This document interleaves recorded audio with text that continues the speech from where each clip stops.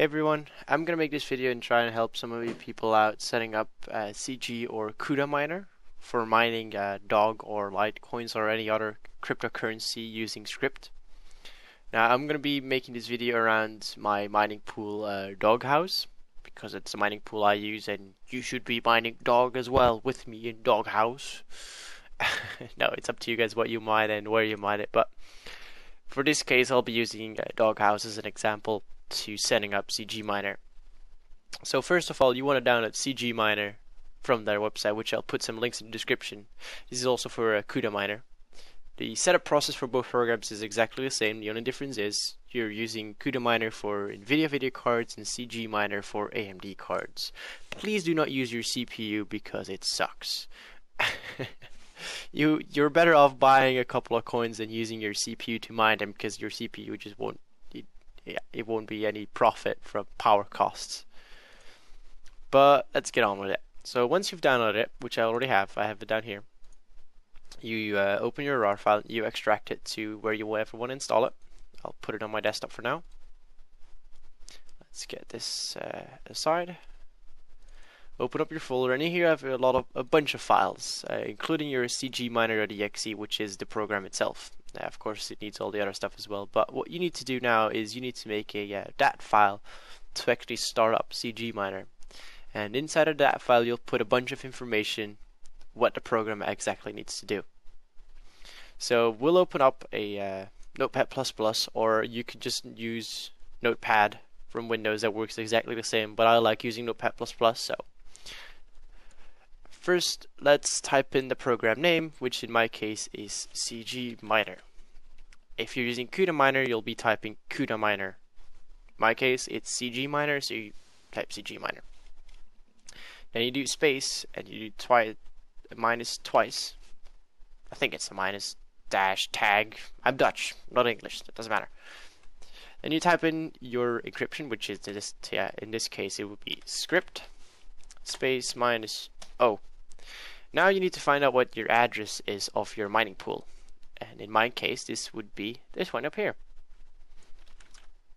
So you copy it, make sure you have a space, you paste it in there, and then you do colon, and then you do your port. And in the case of Doghouse, this is 3333. So you've got your address. Now you need to have your miner.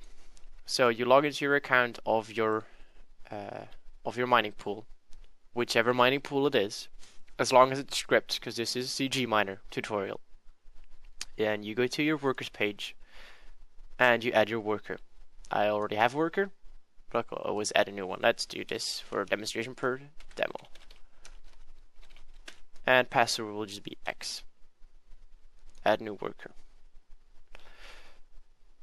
You can add a monitor, doesn't matter if you turn on and off monitor, it's just that you can see it on your dashboard. We'll turn it on for now, but doesn't really matter. So what you want to do now, after your address, after your port, you want to do space minus U, space, and then you want to type in your worker, which in my case here is greatseed.demo, or whatever worker you have. Then again, you do space minus P. Now you type in your password, which we just go in as X. I mean, you can put your password whatever you want. You can make it anything you want. I mean, it doesn't really need to be a password, because why would I hide my password? You can mine for me if you want to. No, it doesn't matter. Put in your password. In my case, it was X. You put in your password. And then what you need to do is you need to figure out which video cards you have. You probably know which video cards you have, do you? So once you know which video cards you have, you go into this little website here, which I will put a link in the description. You go into Ctrl+F, you'll find function, and in my case it'll be 6970s from XFX. So you look for those, and it shows up here, and this is apparently what it says I can use as my maximum settings. So intensity 19, GPU threads 2, and thread concurrency 8000. If you're using a card like, say, a 7990, you just look up that one and you'll find your settings down here. This works as well for NVIDIA cards, your GTX series. Just look it up, find your settings, copy them, and then behind your password, you space, and you paste them. Then what you can do as well is you can set some extra settings, which you don't have to, but I'd suggest you can, and suggest you do, because it's nice and it works. What you do then is space, double dash, auto, or minus, fan. Now, I know a lot of you are already saying, well, my drivers already do my fan. Yes, I know they do. My drivers manage my fan as well. The difference is, if we're going to do this with this program, it's going to be a lot better. Now, why is it going to be a lot better? You do it under space, twice minus, temp minus target. This means now you can set a target temperature where cgminer or cudaminer will try and get your cards at. And in my case, I'll set my target temperature to 85 degrees Celsius. This is in Celsius. Normally when I would not set this up, when I would run on my driver's fan speed, my cards will run up to 95 to 99 degrees easily. Now this is perfectly fine for my cards, my 6970s, they can handle it. But when you're running your cards 24/7 at maximum load, heat can be an issue. You want to keep your heat down as much as possible, because you probably do know that heat and electronics don't really mix. The hotter your GPU chip gets, the worse it performs and the shorter the lifespan gets. So you want to get your heat down, and you do this with this little extra commands. Now what you can add on top of that is space, double minus, space, temps minus overheat, and then you type in your overheat temperature. In my case, I'll put it up 99. So if my temperature goes to 99 degrees Celsius, it will throttle down my GPU card, and it will try not to use it anymore. And there's even a third step, space minus minus temp minus cutoff, and I'll put that on 105 in my case. Now what this will do is, if your card will reach the temperature you set here, in my case 105, it will completely shut down that card and make sure it doesn't overheat and go poof. Of course, you don't want your cards to burn out, do you? I mean, you can mine all you like, that's never fun. So then we end up with this. Now there's one more thing you can do, and I really like this feature, so listen up. As you see here, you can set up your intensity of your card, which in my case the maximum is 19, to make it run well without any hardware issues. Now, since I'm using two cards, I can set up two different intensities just by making a comma and then putting the first card in front. So this is the first card, my primary, and then this is my secondary. So let's make my primary run at 11 and my secondary run at 14. Now, I can do this with anything else. I can do this with a thread concurrency. I can do this with temperature. So if you have two different video cards, let's say you're using a 6970 and a 6950, you could set up two configurations in one file for your two cards without any problem. Why do I like to set it up like this? I've got two exactly the same cards, but now this means that my secondary card, which I'm not really using, is running higher than my primary cards, which I am using when I'm using a browser and talking to people on Skype.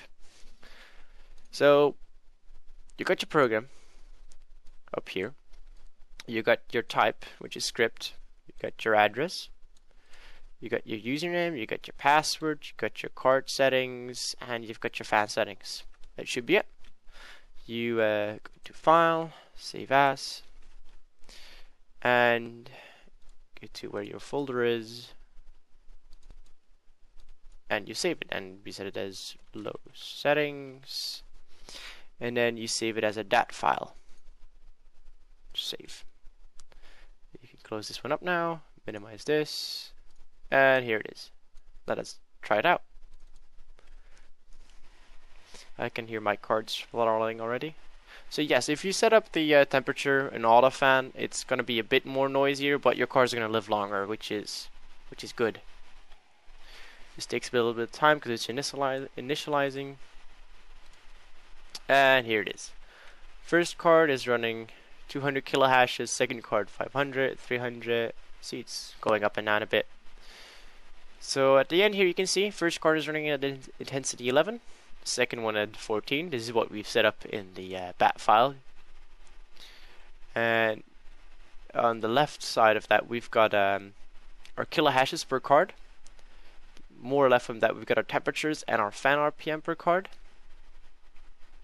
On top here, we have our average kilohashes from all our cards combined. And then here, this one up here, the HW, you want to keep that at 0. That's your hardware errors.